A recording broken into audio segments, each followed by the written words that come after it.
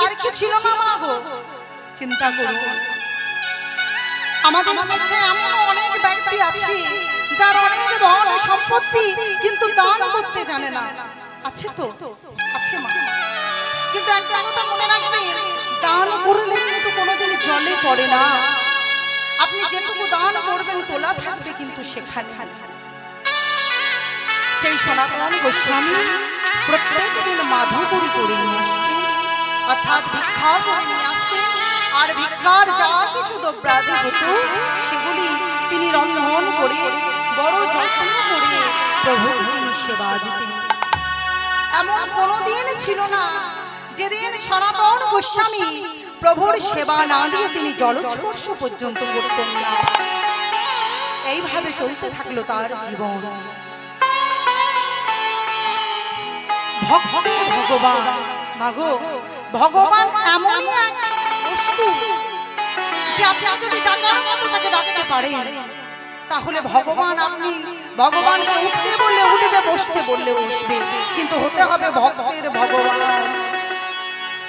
যেই রকম ভক্ত ছিল সনাতন গোস্বামী, সেই সনাতন গোস্বামী প্রত্যেকদিন মাধুকরী করে এনে যে সেই দ্রব্যাদি দিয়ে রন্ধন করে আগে প্রভুকে রাধা গোবিন্দকে সেবা দিতেন, তারপরে নিজে প্রসাদ পেতেন। এভাবে দিন যায়, মাস বৎসর যায়, চলতে থাকে তার সেবা। এবার আস্তে আস্তে হচ্ছে কি না, সনাতনের বয়স হচ্ছে। বয়স বাড়ার সাথে সাথে মানুষের কি হয় মা, সেই শরীরে কি আর সেই রকম ক্ষমতা থাকে না? থাকে না। তাই সনাতনের বয়স হয়েছে, একটু একটু ক্ষমতা কমে এসেছে। আর আগে হয়তো অনেক দূরে দূরে গিয়ে ভিক্ষা করতে পারে না, এতটা বয়স হয়ে গেছে, চলবার মতো শক্তি তার নেই, দৃষ্টি শক্তি সে হারিয়ে ফেলেছে। কোন রকম ভাবে সে একটুখানি দেখতে পায়। এমতো অবস্থাতে তিনি গোবিন্দের সেবা ছাড়েন না গো। ভিক্ষা করতে যাওয়ার মতো সামর্থ্য তার নেই। একটুখানি ভিক্ষা করতে গিয়ে যেটুকু পেয়েছি সেখান থেকে আমার ভগবানের জন্য একটা রুটি বানিয়েছে, আর একটা রুটি বানিয়েছে, আর কি করেছি না একটুখানি শাক রন্ধন করেছি। এবার হয়েছে কি মা, সনাতন যে তার প্রভুর জন্য একটা মাত্র রুটি বানিয়েছে, সেই রুটিটি গেছে পুড়ে। কেন কেন পুড়ে গেল? কারণ সনাতনের দৃষ্টি শক্তি হারিয়ে ফেলেছে, তার চোখে সে দেখতে পায় না।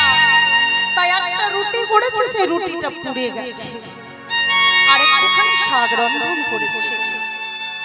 এবার সেই পোড়া রুটিটি আর একটুখানি শাকটি ভগবানকে একটুখানি আসন পেতে প্রভুর সেবা দিয়ে বলছে, প্রভু প্রভু এসে প্রভু আমার সেবা গ্রহণ করো। সনাতন যেই না দেখছি প্রভু এসেছে, আর প্রভু যেই না এসে আসনে বসেছে, প্রভু দেখছি কি যে সনাতন একটা রুটি করেছি, একটা মাত্র রুটি বানিয়েছে, সেই রুটিটি পুড়ে গেছে। বেশ ঠিক আছে, মনে মনে ভাবছে সনাতন আজ আমাকে একটা রুটি দিল, তার পুড়িয়ে পোড়া রুটি দিয়েছে। সনাতনকে বলছে, সনাতন আমায় একটা রুটি দিয়েছো, তাও পুড়িয়ে ফেলেছো। সনাতন চুপ করে আছে। প্রভু বললেন, বেশ ঠিক আছে, আমার ভক্ত এতদিন অনেক ভালো ভালো দ্রব্য দিয়ে আমার সেবা দিয়েছে, আজ যখন পোড়া রুটি দিয়েছে আমি তাই গ্রহণ করব। সেই পোড়া রুটিটি ভগবান একটুখানি সেবা করেছে। এবার হয়েছে কি না, সেই শাকটি যেই না একটুখানি মুখে দিয়েছে, বলছে, ছি ছি ছি ছি সনাতন, এই সনাতন তুমি একটা রুটি দিয়েছো, পোড়া রুটি ঠিক আছে, একটুখানি শাক দিয়েছো, তাতে একটু নুন পর্যন্ত দাওনি। এই পোড়া রুটি আর নুন ছাড়া শাক কেমন করে সেবা গ্রহণ করব? সনাতন বলছে, প্রভু গো, এই একটা রুটি খুব কষ্ট করে বানিয়েছি, শরীরে আমার চলবার মতো ক্ষমতা নেই, চোখের দৃষ্টি আমি হারিয়ে ফেলেছি, তোমার জন্য যেটুকু পেরেছি আমি সেটুকু করেছি। আর প্রভু, আমি তোমার সাথে যে নুন দিইনি তা নয়, আমার ঘরে নুন দেওয়ার মতো নুনটুকুও নেই। তাই তোমার শাক রন্ধন যখন করেছি সেখানে নুন পর্যন্ত আমি দিতে পারিনি। প্রভু, তুমি সেবা গ্রহণ করো। প্রভু একটু রেগে গিয়ে বলছে, সনাতন, এই সনাতন, এটা আমি খেতে পারবো না। একটা রুটি দিয়েছো, পোড়া রুটি, একটু শাক দিয়েছো, তাতে নুন নেই, আমি খেতে পারবো না, তুমি নিয়ে যাও। এবার সনাতন বলছে, প্রভু, এখনো সনাতন কিন্তু সেই সুরেই কথা বলছে। মাগো, বলছে, হে প্রভু, তুমি কি দেখতে পাচ্ছ না দয়াময়, শরীরে চলার মতো শক্তি নেই, দৃষ্টি শক্তিটা আমি হারিয়ে ফেলেছি, আমার ঘরে একটু নুন পর্যন্ত নেই যে তোমাকে দেব, তুমি এটাই গ্রহণ করো। এবার ভগবান যেই না বলেছি যে তোমার এই পোড়া রুটি আর শাক আমি গ্রহণ করতে পারবো না, আর সনাতন বলছে, যাও প্রভু, তুমি চলে যাও, এখানে কেন পড়ে আছো? এখানে থাকার তোমার কোনো প্রয়োজন নেই। যেখানে তোমার ভক্ত ভালো ভালো দম্পতি তোমার সেবা দেবে, তুমি সেখানে যাও, আমার কাছে কেন পড়ে আছো প্রভু? সনাতন আমার কাঁদছে, আর ভক্তের ভগবান, ভক্তের চোখের জল দেখে ভগবান কি আর থাকতে পারে গো? তাই সনাতনকে ডেকে বলছি, সনাতন, তুমি অমন করে কেঁদো না, সনাতন, তুমি অমন করে কেঁদো না। ভক্তের রোদনে দেখে ভগবান যে আর রইতে পারলেন না মাগো।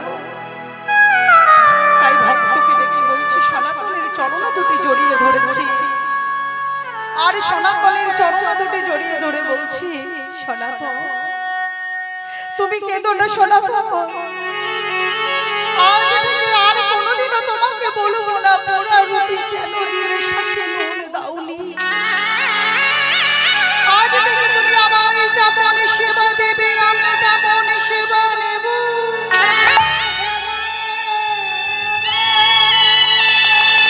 আর যেমন রাখবে তেমন থাকব। তবে শোনো শোনো গো শোনো,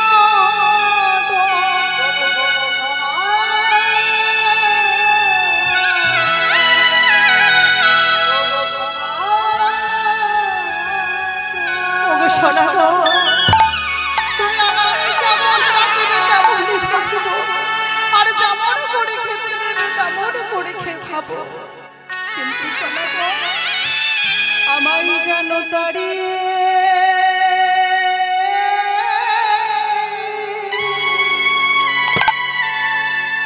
ওগো দিও না।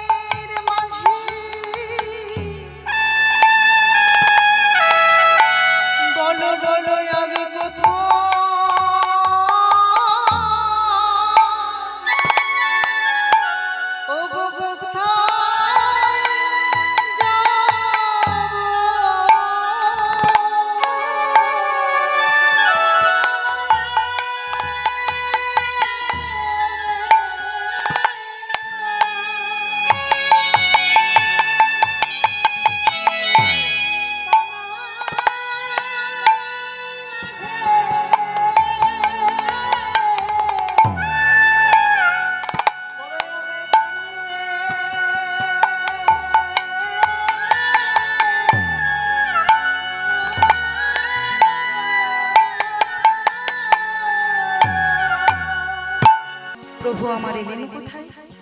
না, প্রভু আমার প্রথমে এলেন মাগো বিশ্রান্তি ঘাটে, অর্থাৎ বিশ্রাম ঘাটে এসেছে।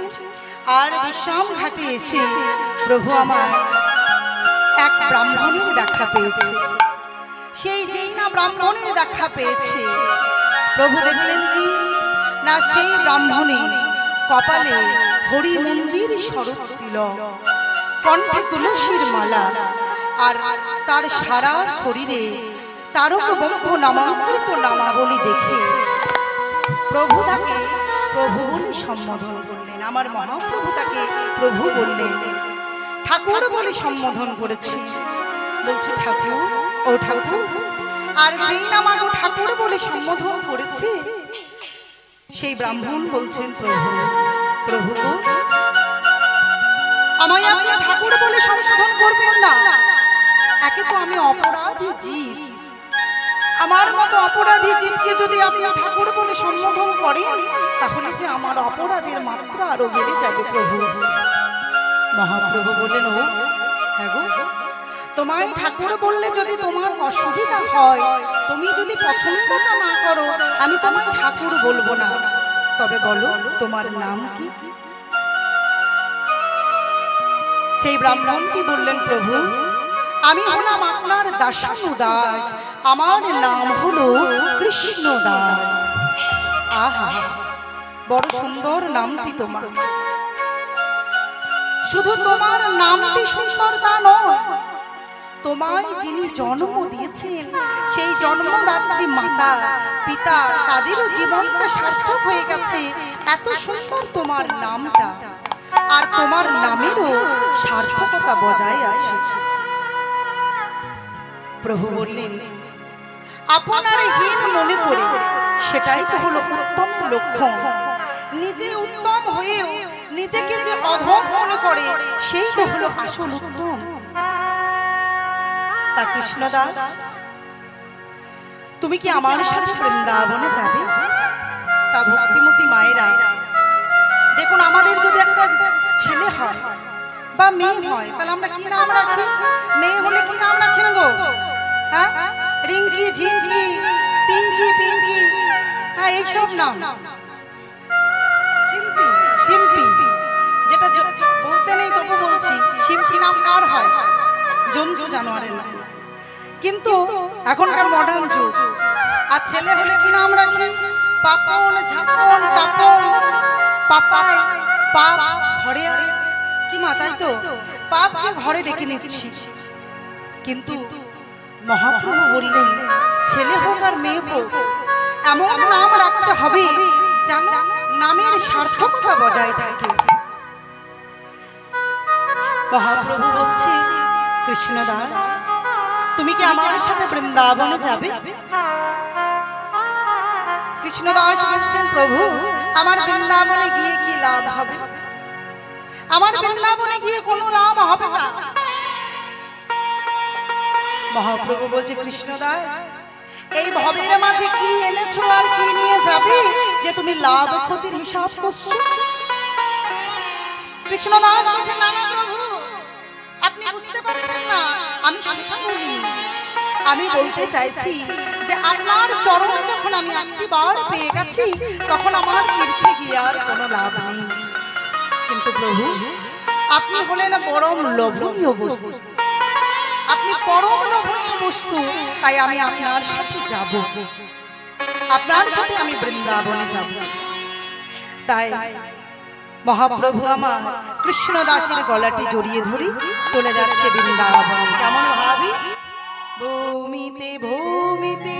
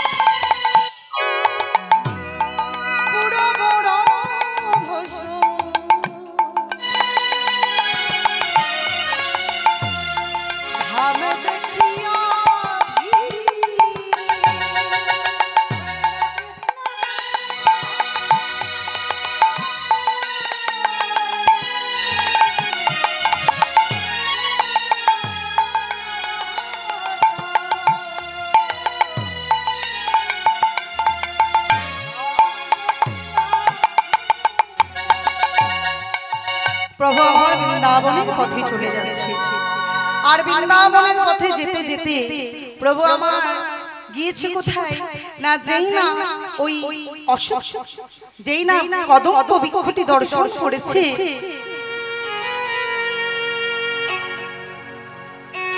কদম্ব বৃক্ষটি যেই না দর্শন করেছে, আর কৃষ্ণদাস বলছে প্রভু এই কদম্ব বৃক্ষটি জানো সেই দাপর যুগ থেকে আছে, এটা হচ্ছে কলিযুগ, সেই দাপর যুগ থেকে সেই কদম্ব বৃক্ষটি আছে।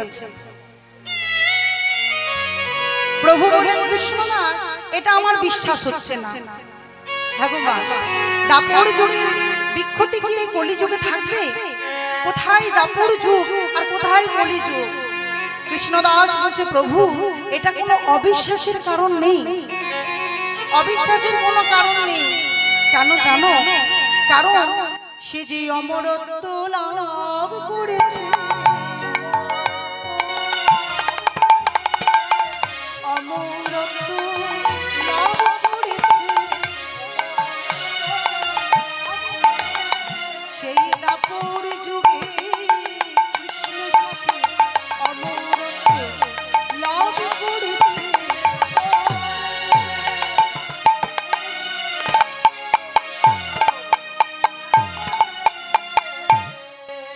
বলছে অমরত্ব লাভ করেছে, তা অমরত্ব লাভ কিভাবে করলো? কিভাবে করেছে জানো প্রভু? সেই যে গরুর যখন স্বর্গ থেকে ওই অমৃতের ভাণ্ডটি নিয়ে এলো নিজের মায়ের জন্য। কেন? কারণ গরুর মাতা হলো বিনতা আর সাপেদের মা হলো কদ্রু। সেই কদ্রুর দাসত্ব মোচন করবার জন্য গরুর যখন স্বর্গ থেকে অমরত্ব মানে অমৃতের ভাণ্ডটা যখন নিয়ে আসছিল, সেই অমৃতের ভাণ্ডটি একবার এনে ওই কদম্ব বৃক্ষের উপর রেখেছিল। আর যেই না কদম্ব বৃক্ষের উপর রেখেছিল সে হতো সেই অমৃতের ছোঁয়া পেয়ে ওই গাছটি অমরত্ব লাভ করেছে। আজও যদি আপনারা বৃন্দাবনে গিয়ে থাকেন দেখবেন সেই কদম্ব বৃক্ষটি কিন্তু আজও জীবিত আছে। আরে যেই না বলেছে কথা অমনি গৌর হরির হয়েছে কি গো না, পূরবের ভাবে বিবাহিত, পূরবের ভাবে বিভাবিত হয়ে গৌর হরি করেছে কি না, সেই পূরবের ভাব মনে পড়ে গেছে। আর পূরবের ভাব যেই না মনে পড়ে গেছে অমনি হয়েছে কি, গৌর হরি কৃষ্ণদাসের গলাটা জড়িয়ে ধরে বলছে কৃষ্ণদাস, হ্যাঁ গো কৃষ্ণদাস, বলে কাহা মোরো মাতা সীতা মাদি সখা,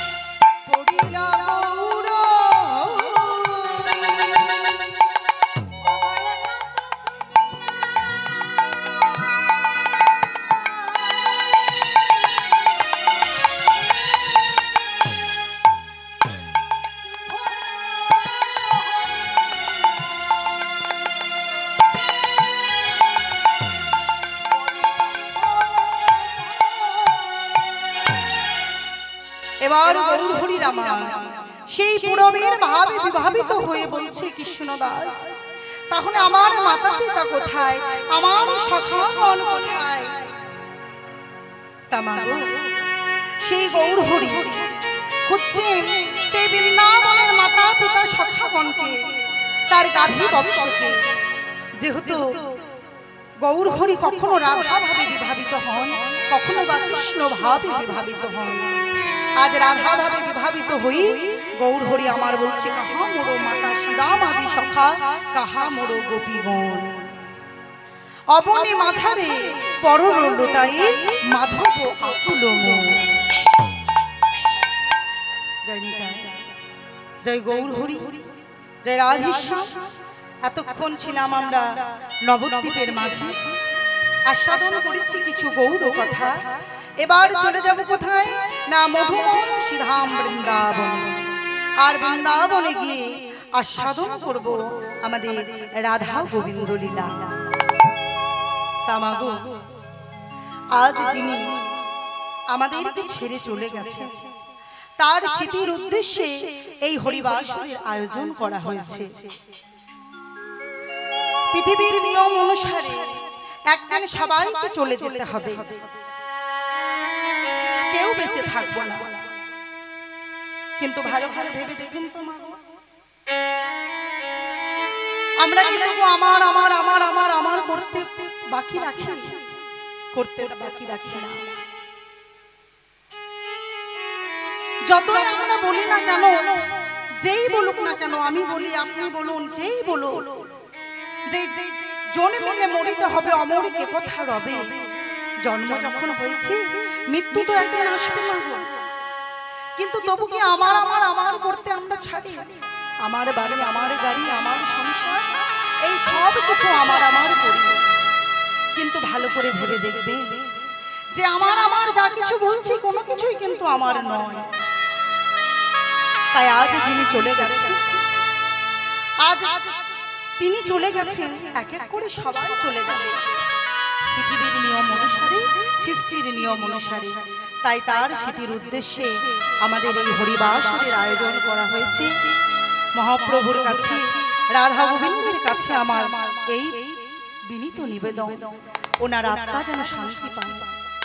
তাই সবাই মিলে একবার তার জন্য নিদায় গৌর হরি বল, হরি বল, হরি বল। তা চলে যাব মধুময় শ্রীধাম বৃন্দাবনে। তামাগো বৃন্দাবনে কেউ গেছেন? এখানে যারা আছেন কেউ গেছেন বৃন্দাবন? তা বৃন্দাবনে গেলে কার নাম নিয়ে যেতে হবে? রাধে রাধে। ঠিক ঠিক, তাহলে সবাই মিলে যাবেন তো বৃন্দাবনে? গেলে একবার উলুধ্বনি চাই আমার। মানে আমি এখানে যতক্ষণ থাকবো আপনাদের কাছে দুটি জিনিস চাইবো, একটি হচ্ছে হরিধ্বনি, একটা উলুধ্বনি। আর আমার কিচ্ছু চাই না। তা কে কে বৃন্দাবনে যাবেন একবার দেখি, উলুধ্বনি দেন দেখি। তা সবাই মিলে চলে যাব সেই বৃন্দাবন ধামে। তা বৃন্দাবনে যেতে গেলে বলতে হবে রাধে রাধে, তাই না? আর যদি নবদ্বীপে যাওয়া হয় তাহলে কি বলতে হবে? হরে কৃষ্ণ, হরে কৃষ্ণ বলতে হবে। আর বৃন্দাবনে যেতে গেলে বলতে হবে রাধে রাধে। সে রাধা গাইতে গাইতে চলে যাব বৃন্দাবনে সবাই মিলে। হো রাধা রাধা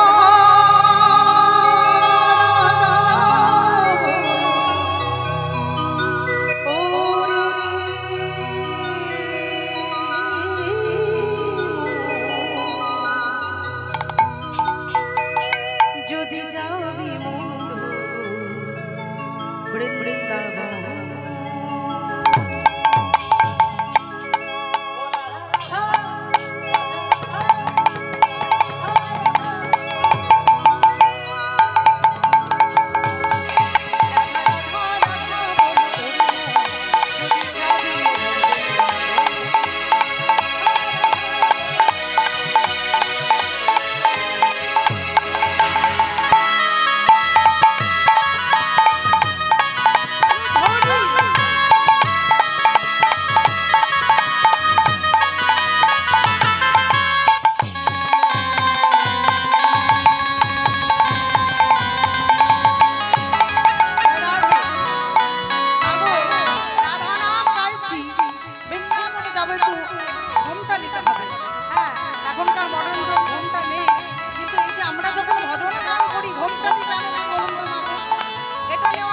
প্রয়োজন। এটা কিন্তু কোনো স্টাইল দেখানোর জন্য নয়, কারণ গাইছি আমি রাধা নাম, যাচ্ছি আমি বৃন্দাবন, তাই নিতে হবে ঘোমটা। তাই সবাই একটুখানি ঘোমটা নেবেন যারা শাড়ি পরে আছে। জয় রাধে রাধা রাধা রাধা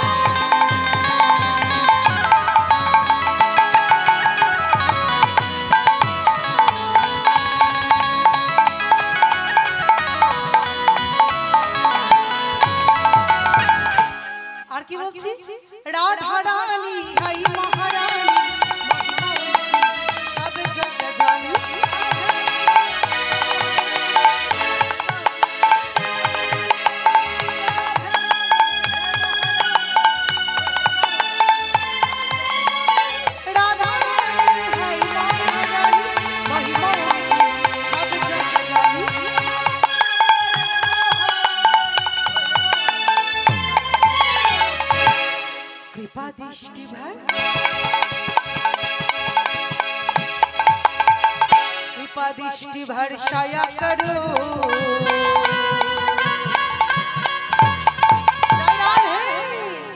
राधा राधा नाम, राधा राधा नाम, राधा राधा नाम जपा करो।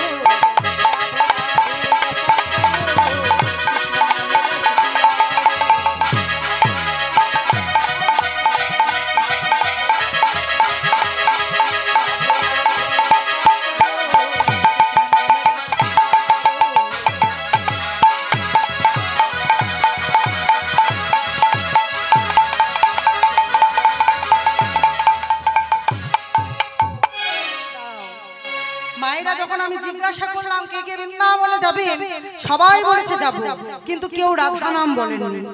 বলেছেন কি? বলছে এই ভাই বলছে মনে মনে। ও মা, মনে মনে গাইলে হবে? হ্যাঁ, আমি যদি মনে মনে কীর্তন করি চলবে? ভালো লাগবে আমাকে? লাগবে না। তাহলে সবাই মিলে কেমন ভাবে গাইতে হবে?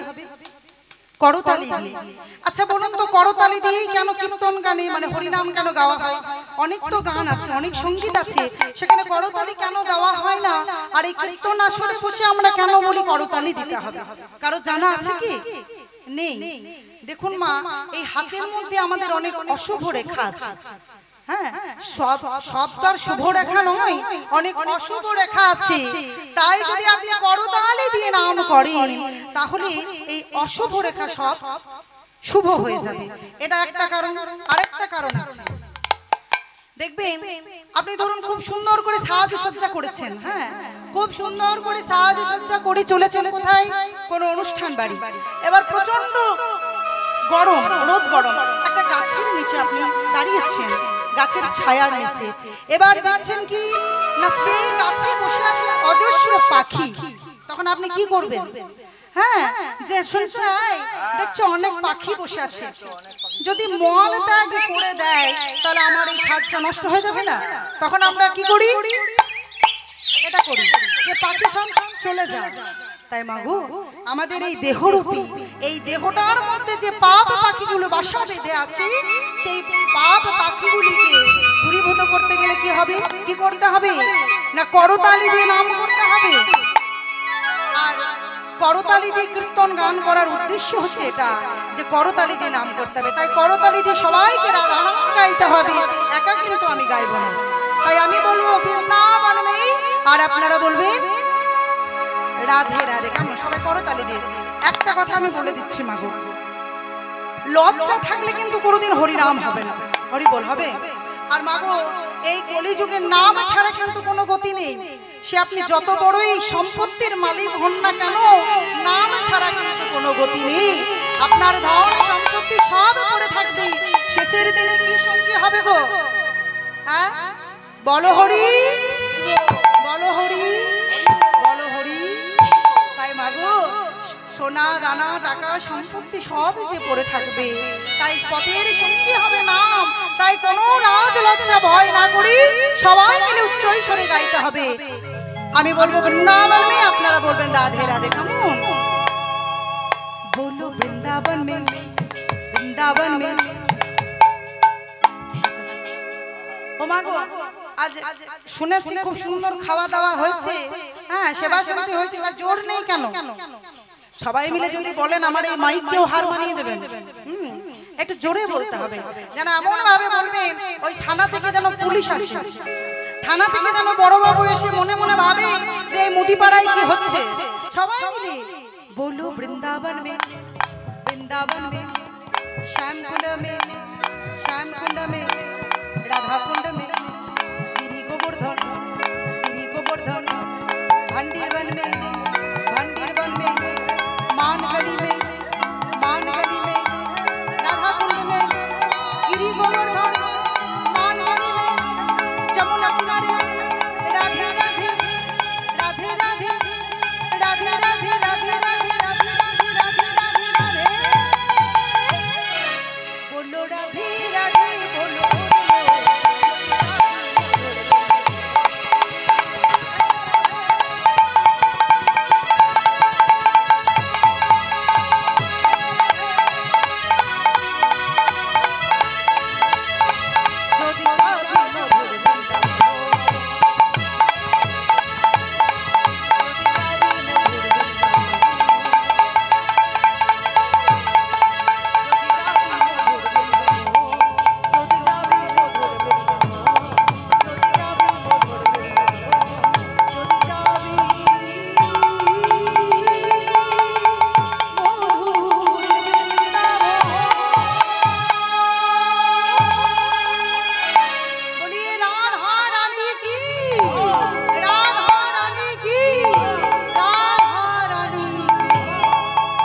राधे राधे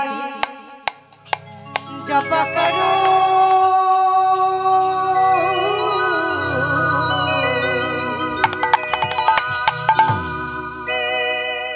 कृष्ण नाम रस पिया करो राधे राधे राधे राधे राधे राधे जप करो जप करो कृष्ण नाम रस पिया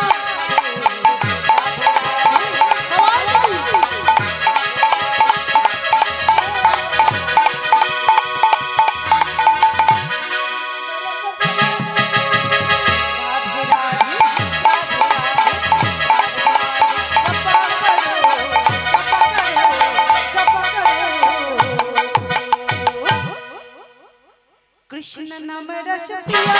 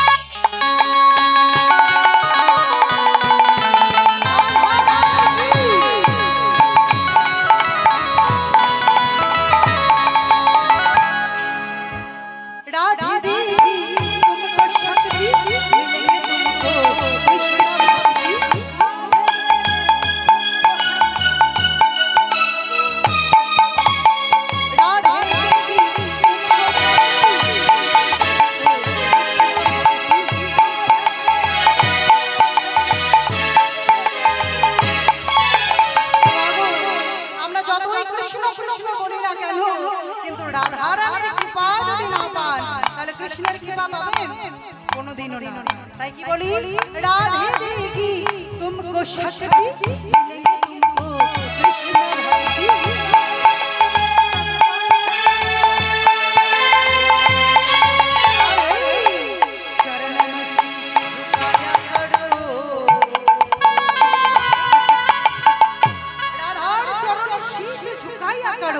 মানে রাধা রানীর চরণে মস্তকটা নত করতে হবে চরণ মে শীশ ঝুকায়া করো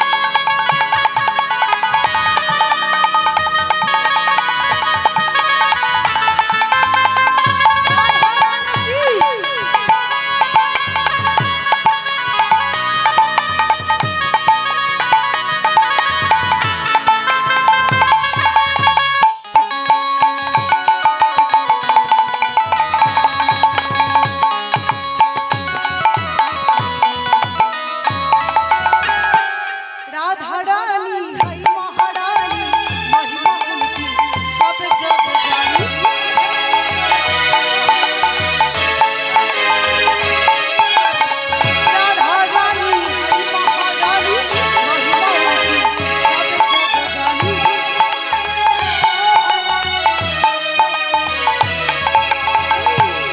चरण में शीश झुकाया राधा राधा नाम राधा राधा नाम राधा राधा नाम जपा करो